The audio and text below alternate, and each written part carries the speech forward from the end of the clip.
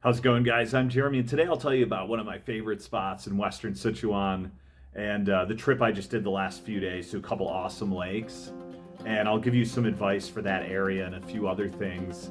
And I'll also tell you about a cool trip I did last year. I actually ended up sneaking in like 20 people into this national park that we weren't supposed to be in.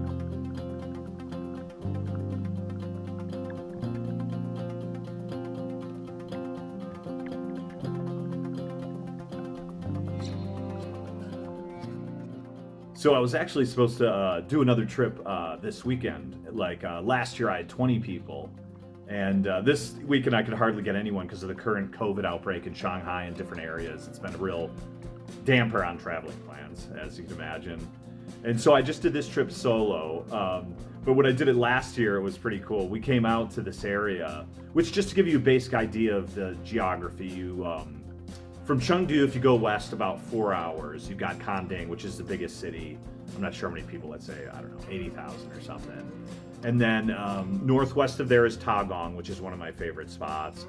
And then east of there is a place, Danba, which has all these cool towers and up in the mountain. It's like really cool place. And then below there you have Mount Ganga, which is the highest mountain in Sichuan, which is like over 6,000 meters or something. So the hike I did last year is basically go up on this small road from Kanding north, and then we hike up north, and then we're gonna cut west to Tagong. Okay, and I did that hike before, but now they have like a huge park reception area basically, and they basically developed the park. So now you're not allowed to go in certain areas or do this, and you got to pay a ticket and stuff like that. So I really wanted to still do this trip, and when I did it before, you could just walk in. There was no one there, no issue. But now there was like a security guard there, and they didn't want people in. And I guess actually it was because of the fire hazard, which they have, which is usually till June 30th. So about 1.5 kilometers or so, I had the bus stop before the security gate. We got out and we snuck onto a trail, and we didn't obviously want to go close or pass by the security gate, so I took them another a couple of 100 meters higher above. We were kind of going stealth like an army patrol to get around this checkpoint basically. And luckily we made it through. We had a great trip. We camped out in kind of an abandoned village that night, and I made a bunch of food for like 20 people, like spaghetti and meatballs and stuff. And then the next day we passed by a couple of alpine lakes, like over 4,000 meters. And then we'd seen a couple of security people, like the people that work in the park, and they're like, "Oh, you can't camp here. You got to go down anyway." And just at that time, it started like raining and sleeting and thunderstorms and stuff. So it was good we got down, and we just stayed with some locals, and the police were like, "Yeah, you're not supposed to be there."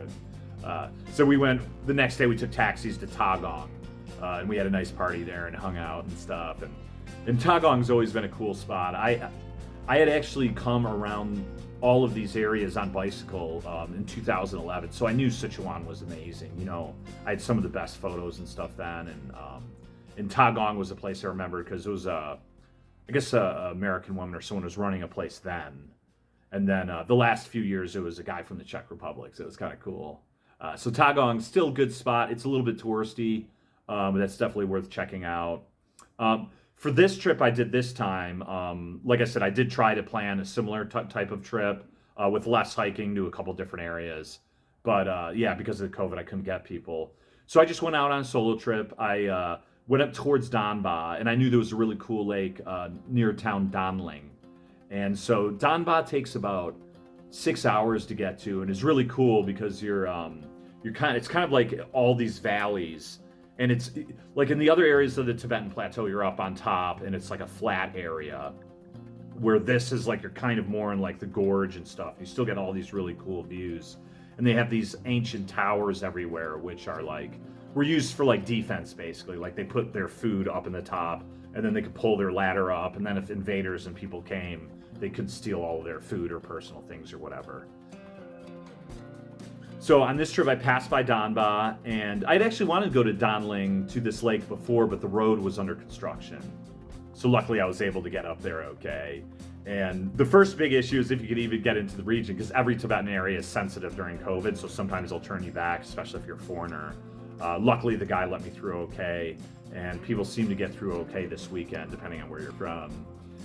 And I was already on the road about 7 hours or so, so I saw a pretty cool hotel, and I ended up staying there. It was a little expensive, but at least I knew they probably wouldn't have a problem taking me. And there was a restaurant there. Because actually, when you get to a lot of these areas in the Tibetan places, if it is a small town, like they're not going to have restaurants and stuff usually, or hotels. So if I kept going, I was a little worried if I get somewhere there wouldn't be food or anything like that, which actually there was in that Donling town. But anyway, 7 hours on the road, I was pretty beat. And so yeah, that hotel was cool. And then the next morning, I took off for another probably almost 2 hours to get to Donling. And I guess it's about 3,500 meters there, and you hike 1,000 meters up to 4,500 meters to where that lake is. It's about 7 Ks or so, so it takes about, I don't know, roughly 3 hours or something like that. And there was a few people out there, but not too many, maybe like, 40, a few people on horses, so it was a little bit muddy. But it's definitely beautiful up there. And you probably could camp. I think the guy was saying I wasn't allowed to because there was another gate there. You have to pay only 20 renminbi, so it's like $3.50. So it was at least cheap to get in. And there was some pretty spots up there, but you have to also remember if you're up at like 4,500 meters, you might get altitude sickness. So you're probably better off just hiking up in the day, coming down, and then staying in that village, which is really pretty. And then I went down the next day to Danban. I stayed there. And actually, I did a couple recordings there. And later at this lake I was going to, and I don't know why this microphone, you spend all this money on the technology to set up this mic to make the audio good. And then the stupid thing, didn't record. And I was did that for an hour and a half. And then I went to that lake and, I was up there for 45 minutes recording, and that didn't work. So by the way, like and subscribe to these videos because they are really time consuming. And I can see how people could get burned out when that kind of stuff happens. In general, it just takes a long time to edit videos and stuff too. So anyway, I went down. This lake is a really cool spot. This is one of the places I didn't originally find passing by on a motorcycle or getting info for people or anything like that. I was just kind of studying Google Maps, which I do quite a lot of, and I've been down that road dozens of times, and I never really stopped. There's a lot of tunnels on that road, but I know there's some, little roads that go up the mountain, and I was kind of searching for lakes, because alpine lakes are just always super cool to me. And so I'd seen a lake up there, and I was checking to see if there was a path or a road or something on Google Earth, and I was like, shit, it looks like there's something. So I went up there, I guess over 2 years ago. And I was surprised it was paved all the way almost to the lake, the last 2 or 3 kilometers. And so I brought a group out there a couple months later, and we made pizzas up there and stuff. It was pretty cool. There was a little bit of a storm, and it was kind of cold and stuff, but it's still really cool. And it's not super, super high. I mean, you're still up at 3,500 meters or something. So it's over 11,000 feet or something. But all the views around there are super nice. So I've gone up there a couple times since. But after that first time I went, that August had a crazy rain, and that road got completely washed out. And so, at least a third of it was destroyed. So it was hard to get in after that. Now you can get through and still get up there. It's just that a third of the road is gone. And then the other problem that they had for a couple years there is that they're also doing the construction on the tunnel. And so it was super hard to get the timing right, because if you got there, let's say they're working from 9 to 5, it'll be closed all day except for maybe an hour at lunch, and it takes 4 or 5 hours to get to the entrance. So if you leave in the morning from Chengdu, you could get there past 12 and stuff, so you gotta time that right. So luckily it's open now. They did have a guy that I didn't see this before you go up that mountain, that just checked my license, and he was cool and let me go. But maybe in the future that could be an issue, or that could become a tourist area. But up there it's awesome because you've got that open area where you could camp when you first pull up. Or you could go up to that lake, which it only takes about a half hour to walk up, or 25 minutes. From the south end, you used to be able to drive, but it's totally collapsed now.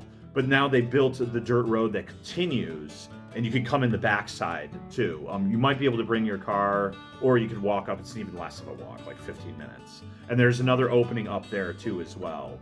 So you have basically the first open area, the second open area, and then to the left on the side there, you've got the lake. And so just awesome camping areas. And The one time there actually was a camping group there, I was quite shocked. But any other time I've been there, I've almost been the only person. Like today and yesterday when I was there, I was the only one. You know, there's a couple locals that might live up in that last village in that clearing. I don't know if they're there all year, but you know, it's no problem.